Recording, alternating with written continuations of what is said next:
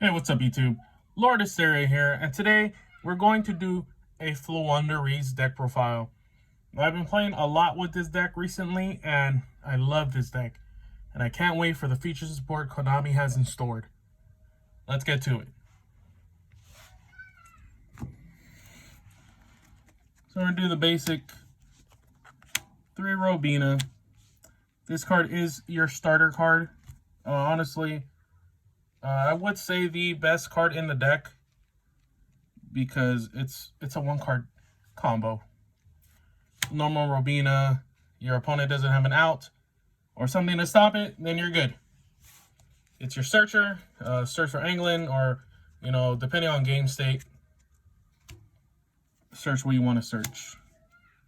Next is Eaglin. It searches for your big wing beast. Really good. I don't know about it just being alone in your hand. It's kind of dead if you can't get to a little one or to another normal summon. But, if you have this and you don't have Robina, but you have another Floowandereeze, then you should be good. Always search for Empin on your first search, unless you have it in hand. Then you go for Ryza and or Apex Avian, depending if you're going first or second. If you're going first, always go for Empin. And that's that. Next, we're playing the 2 Stree and the 1 Toucan. Stree's really good because on normal summon, you can banish 1 card from any graveyard, which is pretty good. It can also make your D-Shifter live, which we do play in this build.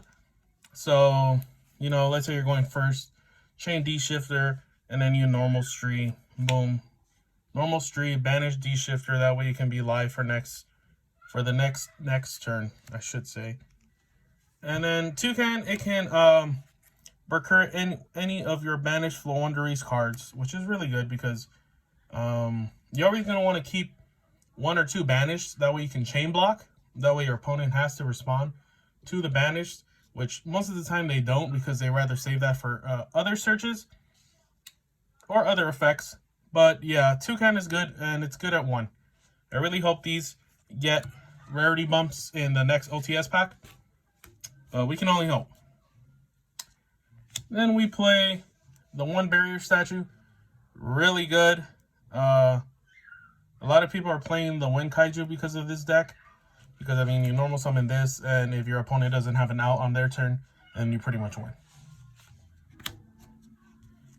We're playing 2 Floowandereeze and Empin. Really good card. These are... You have to run 2. This is an at 2 card, okay? If 1 has been working out for you, that's fine, but I recommend playing 2 at this because if your opponent outs 1, sure, you can recur it, but it's always good to have another one that you can search for. That way you don't have to rely on trying to recur it from grave. Then the other big wing beast is Ryza and Apex Avian. The Omni Negate is really good, and then Ryza, if you tribute summon it using a wing beast, you get an extra return on field. You're always usually going to want to do Ryza as a 3rd option to bounce it back to hand because you can Ryza twice in 1 turn. And it's really good. It's really busted because, just imagine bouncing a card on field and then another card in grave, and then bouncing him back, and then doing him again. It can really disrupt your opponent. And then Apex Avian, Omni Negate, it can negate anything. So just these 2 have 1-ups. I wish I could play Ryza at 3 because I love the artwork, and then his effect is so broken. But, like I said, you can Ryza twice in 1 turn, so there's really no need for more than 1. Next, we're playing, to be honest, one of the most broken hand traps in the game right now, Dimension Shifter. Really broken card. It can honestly win you the game just itself because a lot of decks rely on the graveyard this format. And going on to the next format, I really think this is a strong card. And a strong deck, of course. Like I said, Konami's just getting started with Floowandereeze. They are getting a quick play spell, which is really good in Battle of Chaos, but I do believe down the road they're going to get more support. So, honestly, if you're looking at picking this deck up, I would. onto the spells. Playing basic, 3 Magnificent Map. This card is really good. You know, you play reveal level 1 Floowandereeze, then search for another, banish it, and then you can normal summon the one that you reveal to your opponent. And then it also lets you normal summon on your opponent's turn, which is really good because all your Floowandereeze monsters let you normal summon once their effect resolves. And remember, their effect has to resolve for you to normal summon, because it's all one effect. Next, we're playing Broken Card, Buck a Moon. You Buck a Moon one of your opponent's starter cards, and they have nothing else to go with, then boom, that's it. That ends their turn. So, I mean, imagine setting Buck a Moon, boom. Buck a Moon, you know, Jesus. I'm going blank. The Phantom Knight card. The Torn Scales, I'm sorry. Yeah, Buck a Moon that, and you're good. That basically kind of stops their play. You remember you can't Buck a Moon Link, so once they get out the Burning Abyss card that lets you dump, they're gonna kind of go full combo unless you have D-Shifter, and D-Shifter against PK is really good. Next, we're playing your search cards. Search spells, I should say. 3, Pot of Duality, really good card. Not much to say with this. I mean, it lets you add 1 to your hand. It's not a draw 1. It's you know, play, reveal 3, get the one you need, and well, you just go from there. Not much to say about Pot of Duality except that it's really broken.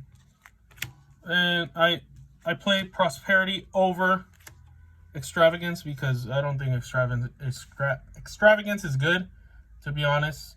Prosperity is really good. I know it's extremely expensive right now. It's always been an expensive card. If you can't get this at the moment, then I would suggest playing Extravagance. But I think Extravagance is mostly for the Nadir Servant, for like the Dogmatica build type, which I don't like, but you know, to each his own. And I'm maining 2 Cosmic Cyclone.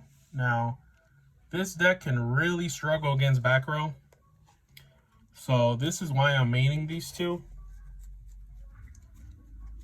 They help out really good. I mean, I've only played against like a trap-based deck twice, but I didn't have these in on the first matchup, which was against True Draco.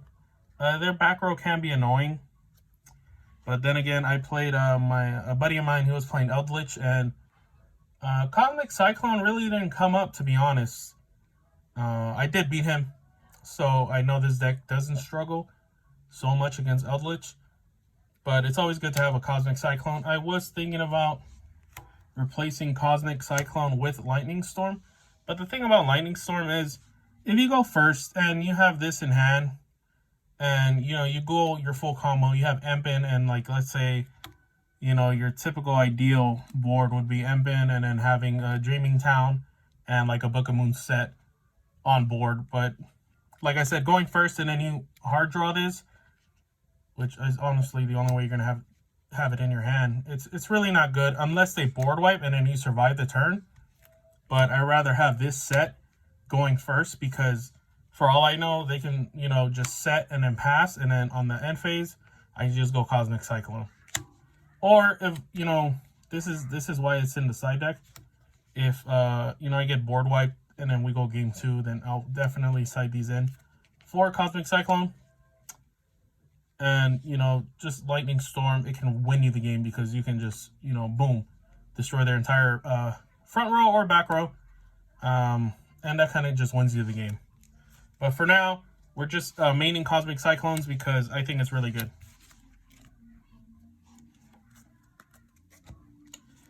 Then we're playing our one-ofs. We're playing Unexplored Winds, Gold Sark, and Terraforming. Oh, we have one more. And Called by the Grave. Called by the Grave, really broken card, especially against hand traps. Like, if you have it set, or, you know, it's your turn, you're trying to go full combo, and then boom, you know, they ash you, or, you know, try to draw and lock. Lancia. I mean, Lancia against his deck. Oh, Lancia against his deck kind of stops it because I can't banish. Can't recur because they all go to grave. But Cult by the Grave is just nuts. Terraforming searches for your magnificent map.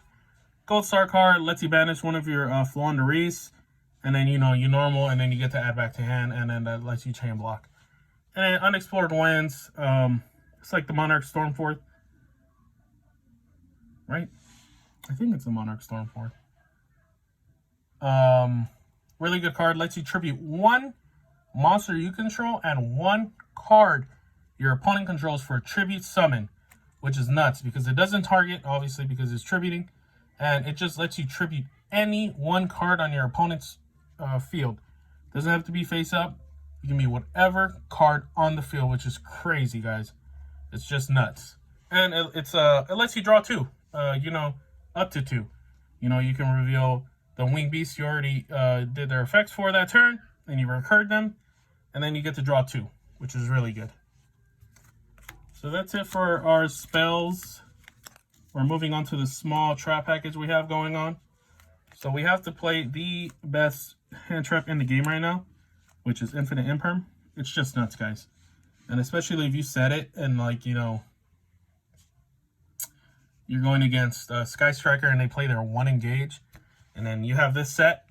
Boom. Infinite Impermanence. On the column they have it set.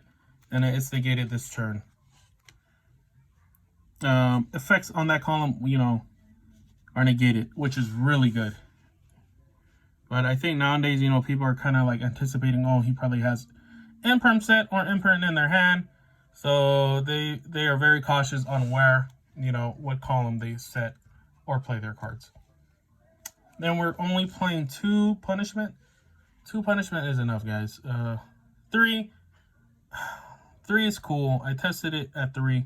I always saw 2 in hand. I didn't like it. And then honestly, playing punishment at 2, seeing 1 in hand is cool, or drawing into 1 is cool. And having it set with an Empen is really good. And then, it's a disruption. Because it's a pop in itself. And then you can send, Entis. And then that's another pop, which is really good. And then our last trap is Dreaming Town. Really good. Not much to say about it. You flip it, lets you normal summon on any turn during the main phase. And then if it's engraved, and then you tribute a Winged Beast monster, tribute summon a Winged Beast monster, then you can flip all your opponent's cards face down. All your opponent's monsters face down. So that's it for the traps. That's it for the main deck, guys. So we're going to go into the extra deck real quick. So we're playing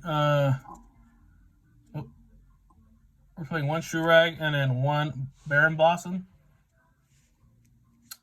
Not much to say about these, these are just punishment targets. Not much after that. And we're playing 2 Entis. 2 Entis is enough. I think I might bump it up to 3, but if I bump it up to 3, then I definitely need to play 3 punishment. So I'm still thinking about that. Then we're playing Invoke Mechaba. I'm 1000% sure I'm going to run into a Dogmatica Invoke player at any given time at locals and or the upcoming YCS Pasadena. So the cool thing about me running Mechaba is, they bring out Maximus, and then I get to choose my 2. I'll obviously go with 1 Entis and then Cyber Dragon Nova. And then Cyber Dragon Nova's effect is when it's sent to the grave by an opponent's card effect, I can special summon 1 Fusion Machine monster from my extra deck, which is why Mechaba's in here. And then having a Mechaba on board with an Empen or an Apex Avian, I think is just broken. And then this I forgot to take out before I did this profile, but Titan Clan was in here because I was playing the Ecclesia, but I took it out, so I'm probably going to dump it for another Zeus. Then I'm playing the 1 Zeus, 1 Downerd. Like I said, I'm going to drop this for another Zeus. And Downerd, I might bump her up to 2 because I am playing 2 Nightingale. 2 Nightingale makes sense if I run 2 Arsenal, which I will. But I am on the, you know, on the fence about running 2 Thrush. Honestly, I think just 1 and then 1 Nightingale is enough. And then I would dump Titan Clan, and then I would dump 1 Thrush for another Downerd and another Zeus. So I think that's the approach we're going to go with. And then the 1 Omega and the 1 Ignis or Wind Pegasus. So that's it, guys. That's it for our deck profile. Let me know what you guys think in the comments. If there's a secret spice you guys know, that would really help. But so far, I love how the deck plays. I love playing this deck, and I do see myself playing this deck for a long time. Thank you guys so much for tuning in. Lordhysteria out.